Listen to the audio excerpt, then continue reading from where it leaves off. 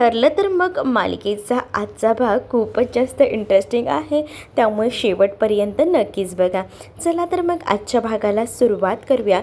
सगळ्यात आधी आपण पाहतो की इकडे जी सायली असते आणि अर्जुन दोघंही जणांना आता विचार करत असतात. त्यांना तर माहिती असतं की नेहमीप्रमाणे प्रिया ही त्यांचा पाठलाग तर करतच असते. मग प्रियापासून कसं वाचायचं, कसं या सगळ्याला सामोरं जायचं, यासाठी दोघांचीही तयारी सुरू असते. सायलीच्या डोक्यामध्ये प्लॅनिंग असतं आणि ते सायली सगळं काही प्लॅनिंगना व्यवस्थितपणे सांगत असते. जेव्हा सायलीचं प्लॅनिंग जेव्हा अर्जुन ऐकतो ना, तेव्हा मात्र आता त्याला खूपच जास्त आनंद होतो आणि अर्जुन तिला म्हणतो की मला ना तुझं हे प्लॅनिंग खूपच आवडलेलं आहे.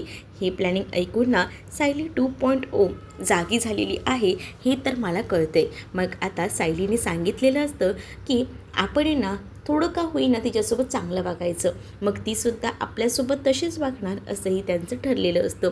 दुसरीकडे आता सकाळ झालेली असते. सगळ्यांसाठी डायनिंग टेबलवर नाश्ता वगैरे दिलेला असतो. अस्मिताच्या आवडीचे थालीपीठ केलेले असतात. अस्मिता म्हणत असते की ती थालीपीठ खावे तर ते फक्त आपल्या सायलीच्या हातचे. सायली एकदम भारी थालीपीठ बनवते, तोंडात टाकताच मस्त क्रिस्पी आणि क्रंची लागतो असंही आता म्हटलं जातं. सचिन असला असताना तर सचिनलासुद्धा हा थालीपीठ आवडला असता असं देखील अस्मिता बोलत असते. तेवढ्यातच सचिनचा एक मेसेज येतो आणि म्हणूनच सचिनचा मेसेज आलाय. तो मेसेज सचिनचा ती वाचत असते. मध्ये सचिनने तिच्याकडे काही पैसे मागितलेले असतात. पैशांची जेव्हा तो मागणी करतो तेव्हा नेमका तो मेसेज ना सायलीने सुद्धा वाचलेला असतो. सायली ही आता विचार करते आणि ती आता त्या पॉईंटला काही बोलत नाही. तर अस्मिताचा मेसेज जो असतो तो अस्मिता वाचते आणि मोबाईल उलटा करून ठेवून देते, जेणेकरून तिला असं वाटत असतं की हा मेसेज दुसरा कोणी बघू नये. पण सायलीने हा मेसेज वाचलेला असतो, कारण तेवढ्यातच ना ती तिथे नाश्ता देण्यासाठी तिला आलेली असते आणि त्यामुळेच ना तो मॅसेज तिच्या नजरेआड पडतो. पण तरीसुद्धा ती या गोष्टीचा कोणताही इश्यू करत नाही. तर दुसरीकडे आता ती सगळ्यांना नाश्ता देत असते. तेवढ्यातच अश्विन तिथे येतो. अश्विनला आता सांगत असतात की प्रताप की तूही थोडं खाऊन घे, कारण का तू पेशंट एकदा बघायला घेतलेस का तुला खायलाही भेटत नाही, सगळ्या कामाकडे तुझं दुर्लक्ष होतं, म्हणूनच थोडं खाऊन घे असं देखील आता सांगितलं जातं. आणि असं बोलून तिला आता खायला बसायला सांगितलं जातं. त्याच वेळेला तुम्हा सगळ्यांना एक रिक्वेस्ट करायची होती, ते म्हणजे बघा, आमच्या वेळेनुसार तुम्ही काही वेळ जी होती ती खरं तर प्रियाला देत होतात, पण प्रियाला ना सगळ्यांसाठी रात्रीचा स्वयंपाक करायचा आहे, तर वेळ मिळेल का, म्हणजे त्या व्यतिरिक्त. मग आता सायली म्हणत असते की का नाही मिळणार, देऊ ना आम्ही, तिला जे काही करायचं आहे ते मनमुरादपणे करू दे, आम्ही त्याच्यामध्ये कोणताही व्यत्यय आणणार नाही. मग तर झालं ना, असंही आता म्हटलं जातं. मग आता एवढी सगळीजणं आपला विचार करतात, आपल्याबद्दल एवढं सगळा विचार करून बोलतात, त्यामुळेच ना आता अश्विनही खुश असतो. तर प्रिया ही थँक्यू असं म्हणते. प्रिया म्हणत असते की मला माहिती नव्हतं की तुम्ही सगळीजणं माझ्या पाठीशी एवढे खंबीरपणे उभे राहाल. अगं, जर तू सगळ्यांसाठी एवढं आवडीने सगळं काही करायला तयार असशील तर काय हरकत आहे आमची, उलट आम्हालाही बरं वाटतंय तू एवढं सगळं करतेस. मी तर म्हणते दुपारचाही स्वयंपाक कर. नको नको, दुपारचा मेनू माझा काही ठरला नाही आहे, रात्रीचा तेवढा मेनू ठरला आहे, म्हणून मी म्हटलं. अगं, काळजी करू नकोस, मी आहे ना, मी काहीतरी आहे त्या सगळ्या गोष्टी सांगून जाते, मग तर झालं. विमलताई तुला मदत करतील. विमलताई, आजच्या दुपारच्या स्वयंपाकाचं मी तुम्हाला सगळं सांगते, ते सगळं काही आपल्या या प्रियाकडनंच म्हणजे तन्वीकडनं करून घ्या असंही आता ती म्हणते.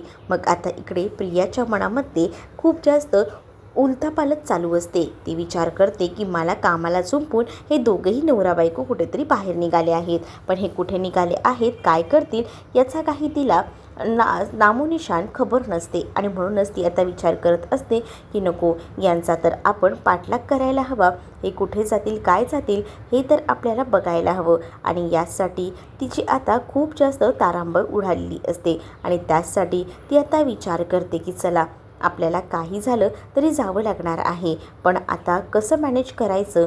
पण दुसरीकडे आता सायली आणि अर्जुन निघतात तर प्रिया तिथेच उभी असते.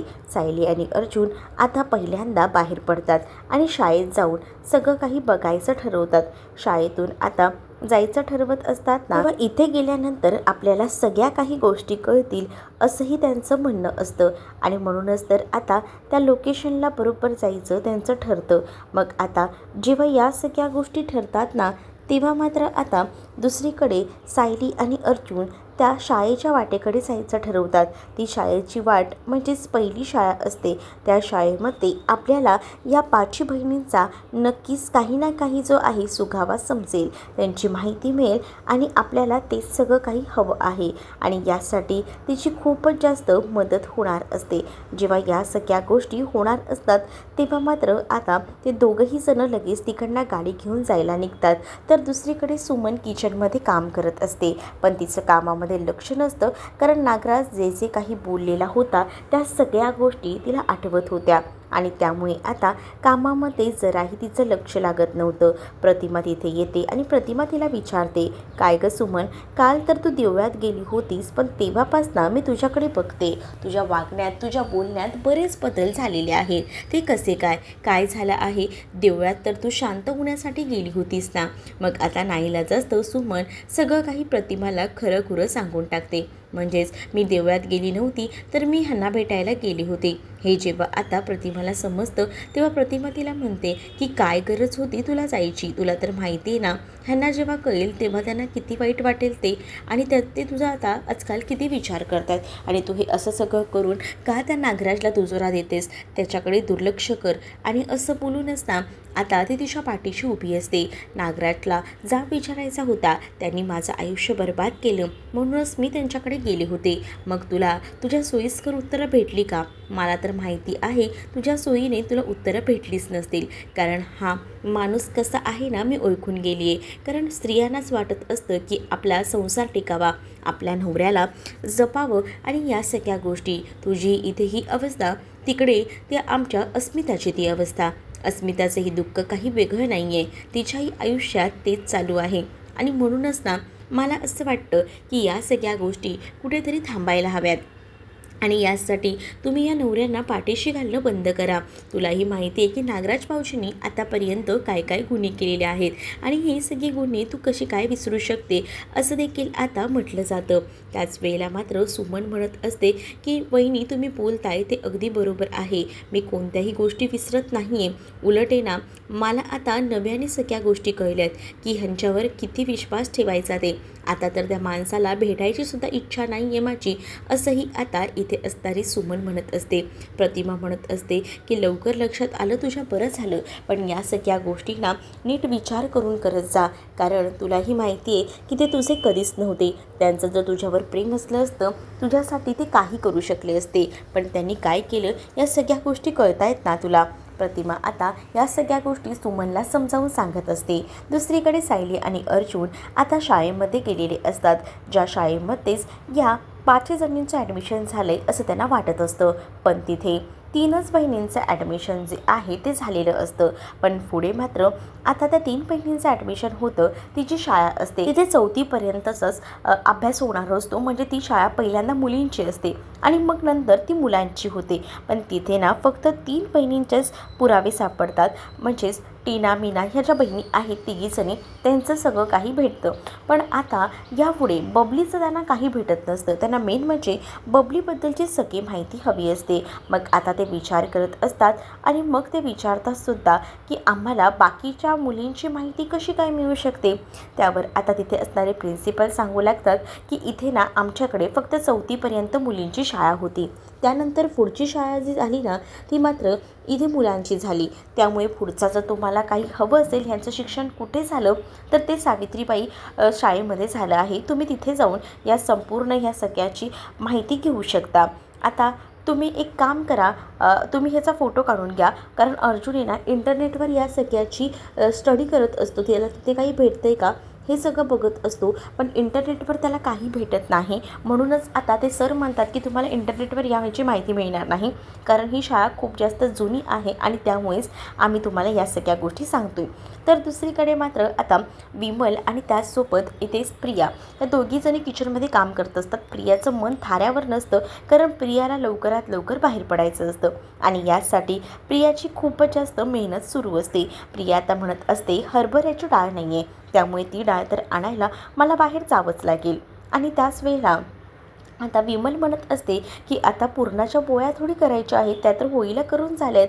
मग आता तुम्हाला ती डाळ कशाला हवी आहे? मला ती हवी आहे, असलेली बळी ना डाळवं करायचं आहे मला आणि म्हणून हवी आहे मला.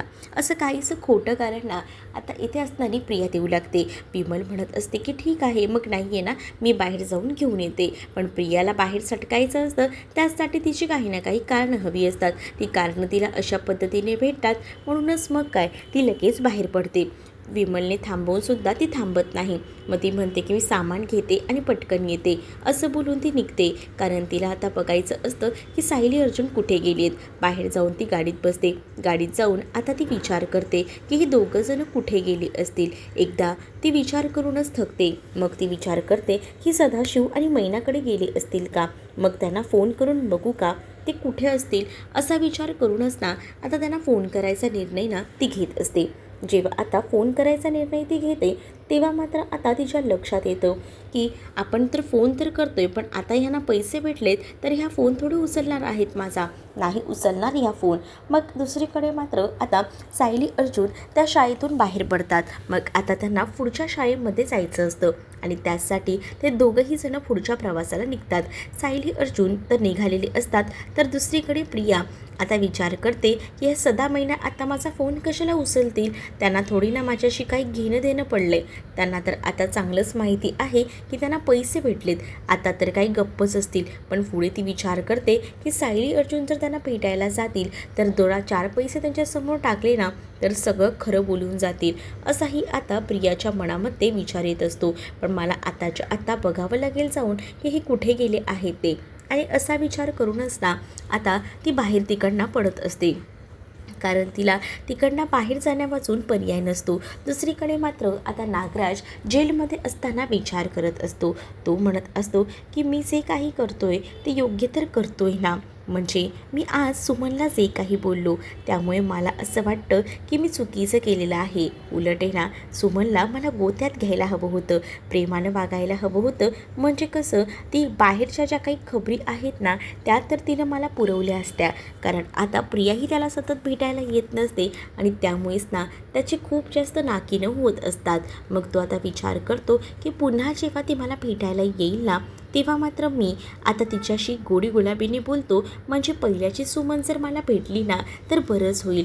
म्हणजे कसं तिला व्यवस्थित आपल्या बाजूने वळवून घेता येईल ना, आणि मला इथून लवकरात लवकर बाहेरही पडता येईल, असाही विचार ना तो करत असतो. इकडे आता प्रिया ही आता सायली अर्जुन कुठे गेली असतील या विचारानेच त्रस्त असते. तिच्या आता डोकं चालायचं बंद झालेलं असतं आणि त्यामुळेच ना तिच्या डोक्यामध्ये सारखे प्रश्न पडत असतात की दोघं जण कुठे गेले असतील, काय करत असतील. मग आता समोरूनच सायली आणि अर्जुन तिला जाताना दिसतात. मग आता ही गाडी जशी तिला दिसते तशी मात्र आता ती इकडे तिकडे बघू लागते. तेव्हा तिच्या लक्षात येतं की चला आपल्याला आता ह्यांचा पाठलाग करावा लागेल. सायली अर्जुन देखील आता निघालेले असतात. सायली अर्जुन जेव्हा एका शाळेतून निघतात ना तेव्हा मात्र आता ते दुसरीकडे जात असतात. तेवढ्यातच सायलीचा फोन वाजतो. सायलीच्या फोनवर आता फोन आलेला असतो विमलचा, आणि विमलने सांगितलेलं असतं की तन्वीताई घरातून बाहेर पडल्या आहेत, त्या थांबल्या नाहीत, त्यांना काहीतरी डाळ आणायची होती, असं खोटं कारण सांगून ना त्या बाहेर पडल्या आहेत, असंही आता ती म्हणत असते. मग विमलने सांगितल्यामुळे सायली लगेचच आपल्या आरशातून पाहते तर तिला मागेच प्रियाची गाडी दिसते. आणि आपण जसा विचार केला होता अगदी तसंच होते. बघितलं का, ही प्रिया आपला पाठलाग करते. आता आपणही हिला चकवा द्यायला हवा, तेव्हा कुठे जाऊन मजा येणार. मग अर्जुन सायलीला विचारतो की तुझ्या डोक्यात काय प्लॅनिंग शिजते ते तरी सांग. मग सायलीने आता प्लॅनिंग लगेचच गाडीत बसूनच केलेलं असतं. त्याच्या आधीच तिने विमलला या सगळ्या गोष्टी सांगून ठेवलेल्या असतात. ते एका अर्थानं बरंच झालेलं असतं आणि त्यामुळेच तर विमलने ती निघाल्या लगेच सायलीला कॉल केलेला असतो आणि सायलीला या सगळ्याबद्दल खबर दिलेली असते. सायली बरोबर प्लॅनिंग करते. अर्जुनला सांगत असते की तुम्हाला जे काम करायचं आहे ते तुम्ही करून घ्या, तोपर्यंत हिला मी कसं गोह्यात घ्यायचं ना ते बरोबर बघते. ही मार्केटमध्येच आली आहे ना, आता हिला असं कामाला लावते ना की पुन्हा मागे येणारच नाही, असाही विचार ना आता सायली करत असते. अर्जुनलाही आता सायलीचं ही प्लॅनिंग खूपच जास्त आवडतो आणि म्हणूनच मग तो आता सायलीचं कौतुक करत असतो. सायलीला तो मार्केटमध्ये सोडतो तर सायली इकडे तिकडे फिरत असते. अर्जुन पुन्हा एकदा गाडीमध्ये जाऊन बसत असतो तर प्रिया मात्र त्या दोघांचाही पाठलाग करत असते. प्रियाला आता तेच असतं की ही दोघं नेमकी कुठे कुठे जात आहेत. तर अर्जुन आणि सायली रस्त्यावरनं असेच चालत असतात. पण आता मुद्दामून सायली आणि अर्जुनचं हे प्लॅनिंग असतं. त्यांना माहिती असतं की ह्यांचा पाठलाग करते आणि त्याचसाठी ह्या सगळ्या गोष्टी सुरू असतात. प्रिया तर आता धावपळ करून करून त्यांच्या मागे जात असते. तर सायली आणि अर्जुन जे आहेत ना ते मात्र आता पुढे पुढे जात असतात. तर अर्जुन आता सायलीला त्या मार्केटमध्ये सोडतो आणि त्यानंतर तो गाडीत बसून पुढच्या कामाला निघून जातो. पण दुसरीकडे मात्र आता प्रिया विचार करते की हे कुठे गेले असतील, कारण सायली अर्जुनने तिथेसुद्धा मार्केटमध्ये त्यांना आता वेड्यात काढलेलं असतं. इकडे तिकडे आता ही लोकं बघत असतात की कुठे असेल. मग तेवढ्यातच ना आता प्रिया ही सायलीच्या मागेच असते. मग सायली मुद्दामून प्रियाला म्हणते की अगं तू इथे काय करतेस. त्यावर प्रिया दचकते. दुसरीकडे आता या सचिनचा फोन तिथेच असतो. तर अस्मिता तो फोन हातात घेते, बघते तर काय तो फोन स्विच ऑफ आहे. मग ती विचार करते की हा मोबाईल तर बंद आहे. मग आता काय करायचं म्हणून ती फोन ऑन करते. जसा फोन ऑन करते ना तसं आता त्याला कंटिन्यू कॉल चालू असतात. म्हणूनच त्याने फोन बंद करून ठेवलेला असतो. पैसे मागणाऱ्या एका माणसाचा कॉल आलेला असतो आणि तो म्हणत असतो की काय रे तुझी ऐपत जास्त वाढली का, तुला सांगितलंय ना पैसे द्यायचे म्हणजे द्यायचे, तुला काही कळतं का, चल पैसे फेक बरं, असं बोलून आता त्याच्याबरोबर आवाज चढवला जात असतो. हे सगळं काही आता अस्मितानं ऐकलेलं असतं. अस्मिता तिथे आल्यानंतर आता सचिनला म्हणते की तू कोणाकडनं पैसे घेतले आहेस का. मग सचिन म्हणतो की मी का कोणाकडनं पैसे घेऊ, माझ्यावर काय एवढी वेळ आलेली आहे. मग आता या माणसाचा फोन आला आहे, तो माणूस किती काय काय बोलत होता. अगं तो बोलला का की माझ्याशी बोलायचं आहे सचिनशी करून, अगं रॉंग नंबरसुद्धा असू शकतो की गं, असा कसा विचार करतेस तू. असंही आता बोलून तो मुद्दामून ना विषय बदली करायचा प्रयत्न करत असतो. जेव्हा या सगळ्या गोष्टी तो बोलतो ना तेव्हा कुठे जाऊन आता इकडे सचिनला अस्मिता म्हणत असते खरं ना हे असंच आहे ना. अरे खरंच ना, मी तुला सांगतोय मी कशाला कोणाकडनं पैसे घेऊ, अगं तो रॉंग नंबर होता, असं बोलून तो विषय टाळत असतो. पण अस्मिताला संशय आलेला असतो. अस्मिताला वाटत असतं की काहीतरी गडबड आहे आणि त्यामुळेच ना ती आता सचिनकडे बघत असते. तर सचिनसाठी तिने कॉफी आणलेली असते आणि ती आता त्या गोष्टीचा विचार करत असते. तरीसुद्धा सचिन आता तिचं मन शांत करण्याचा प्रयत्न करत असतो. पण काही झालं तरी तिच्या मनात ना सारखे तेच विचार येत असतात, कारण तिला कुठेतरी तिचं मन खात असतं. सचिनने काही फ्रॉड तर केलेला नसेल ना असे अनेक विचार तिच्या डोक्यात येत असतात. इकडे मात्र आता सायली ही प्रियाला भेटते आणि ती विचारते की अगं तू इथे काय करतेस. प्रिया म्हणत असते की थोडं सामान घ्यायचं होतं म्हणून मी आले होते. त्यावर सायली म्हणते की बरं झालं तूच भेटलीस, मी खरं तर ना महिनाभराचं सामान घ्यायलाच आले होते, मलाही जमत नव्हतं हे सगळं एकटीला करणं, बरंच झालं तू आलीस, चल आता दोघीही मिळून खरेदीच करूया, असंही आता सायली ही प्रियाला बोलते. त्याबरोबर आता प्रियाचा नाईलाज होतो. प्रियाला आता सायली एका दुकानामध्ये घेऊन जाते आणि तिथे जाऊन आता सगळं सामान घेऊ लागते. तर आता सायली आणि प्रिया आता त्या दुकानात जात असतात. तर सायली म्हणत असते की ते बघ तिथेच एक किराण्याचं दुकान आहे, तिथे आपल्याला सगळ्या काही गोष्टी मिळतील. आणि मग दोघीही जणी त्या दुकानामध्ये जातात. दुकानामध्ये गेल्यानंतर सायली खूप जास्त सामान घेत असते आणि हे सगळं सामानाची खरेदी ती जेव्हा करत असते ना तेव्हा मात्र आता खूपच जास्त टेन्शन इकडे असणाऱ्या प्रियाला येतं, कारण खूप सामान आता सायलीनं घेतलेलं असतं. जवळजवळ महिनाभराचं सामान तिने हे सगळं काही खरेदी केलेलं असतं आणि त्याचमुळे ना आता प्रियाचे नाकीनऊ आलेले असतात, कारण ते सगळं सामान ठेवायचं काम तिला सांगितलेलं असतं की हे इथे ठेव. पण आता प्रियाच्या हातात ओझं दिलेलं असतं, त्यामुळे प्रिया वैतागत असते. आता सगळ्या गोष्टी होतच असतात, त्यात प्रिया कॉफीही घेते. मग आता सायली म्हणत असते की घे ना कॉफी, बिल आलेलं असतं पण सायलीच्या इकडनं पेमेंट होत नसतं. ती स्कॅनिंग करत असते पण पेमेंट काही होत नाही, म्हणून ती प्रियाला म्हणते की प्रिया पेमेंट करून टाक ना, माझ्याच्याने होत नाही आहे, बँक सर्व्हर एरर आहे बहुतेक. मग आता मी करायचं आहे का, हे पैसे मी द्यायचे आहेत का. असंही ती विचारते. अगं काय झालं दिलेस तर दे ना जरा. मग असं बोलून ती आता मुद्दामूनच ना तिला ते पैसे द्यायला सांगते. प्रियाला आता नाईलाजास्तव का होईना ते पैसे द्यावे लागतात. तिच्याकडे ऑप्शन उरत नाही. मग आता सायली म्हणत असते की चल आता हे सगळं सामान उचल आणि चल. मग आता सायली छोटीशी पिशवी हातात घेते, पण प्रियाच्या हातामध्ये 2 मोठ्या पिशव्या किराण्याच्या देते, जेणेकरून प्रियाची खोड मोडायची असं आता सायलीनं ठरवलेलं असतं. प्रियाला आता चांगलंच आता तिने मोलकरीण बनवून ठेवलेलं असतं तिच्या हातामध्ये. आता त्या सगळ्या पिशव्या दिलेल्या असतात. त्या प्रियाला त्या पिशव्या घ्यायलाही जमत नसतात, एवढ्या जड त्या पिशव्या असतात. महिन्याभराचं सामान त्यामध्ये असतं आणि त्यावर प्रिया आता ते पिशव्या कशाबशा उचलते आणि ती आता ते घेऊन निघत असते दुकानात ना. सायली तिला म्हणत असते की चल आपल्याला पटापट जायला हवं, घरी जाऊन जेवणाचं सुद्धा बघायचं आहे ना, हळूहळू बिलकुलही चालू नकोस. आणि तू गाडी कुठे लावली आहेस? तर ती म्हणते की गाडी तर मी पुढे लावली आहे, पण आपण रिक्षाने जायचं का? नको नको अगं, आपल्याकडे गाडी असताना रिक्षाने कशाला जाऊया, चल. आणि मुद्दामून ती आता गाडीपर्यंत तिला तशाच पिशव्या घेऊन चालायला लावते, जेणेकरून आता तिला खूप जास्त वजन व्हायला हवं. त्याच वेळेला ती म्हणते की थांब थोडी फळंसुद्धा घ्यायची आहेत. ती पिशवी तर जड असतेच, त्यात आता फळंसुद्धा घ्यायला मार्केटमध्ये ते थांबतात, कारण त्याला पपई वगैरे घ्यायचा असतो. आणि त्याच पिशवीमध्ये मोठा पपई घेऊन सायली टाकते. आणि मग आता अजूनच जड इथे प्रियाची पिशवी होते. प्रिया खूप जास्त हळू चालत असते, तर सायली म्हणत असते की अगं चल ना पटापट. प्रियाला त्या पिशव्या झेपतही नसतात घ्यायला.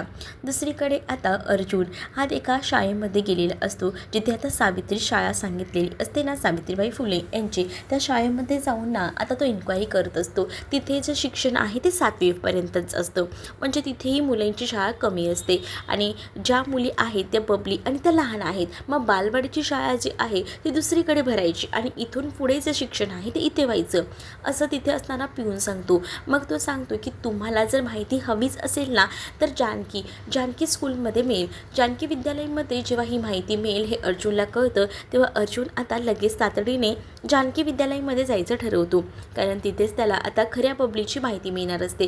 कारण त्या तिघींचं शिक्षण त्या पहिल्या शाळेत झालेलं होतं, तेच इथे सावित्रीबाईमध्ये पुढच्या तिघींचं झालं होतं, कारण की 4थी नंतर 7वीपर्यंत पुढे हे शिक्षण या शाळेत झालं होतं. पण ज्या लहान मुली होत्या, ज्या बबली होती त्याच्याबरोबर अजून एक बहीण, तिचं शिक्षण दुसऱ्या शाळेमध्ये म्हणजे जानकी विद्यालयामध्ये झालं होतं. आणि तिथेच त्यांना आता हा पुरावा भेटतो. 14/1/1998 मैनावतीची मुलगी बबली म्हणजेच ती प्रिया होती. आता त्यांना या सगळ्या गोष्टींमुळे कळून चुकलेलं असतं की नागराज आपल्याला जे सांगू पाहत होता ते हेच सत्य होतं आणि आपल्याला आता या सगळ्या गोष्टी क्लिक होत आहेत. मग आता अर्जुन आणि सायलीच्या हातात पुरावा मिळालेला असतो आणि मग आपण आता ह्याचा वापर करायला हवा. काही झालं तरी प्रिया ही आता आपल्याला कळून चुकलेलं आहे की मी नाही आहे ते, त्यामुळे आपण या गोष्टीचा नीट विचार करूया. पुढचं प्लॅनिंगसुद्धा सायली आणि अर्जुन आता करू लागतात. तर तुम्हाला भाग कसा वाटला कमेंटमध्ये नक्कीच सांगा आणि अशाच नवनवीन भागांसाठी आपल्या चॅनलला सबस्क्राईब करायला विसरू नका.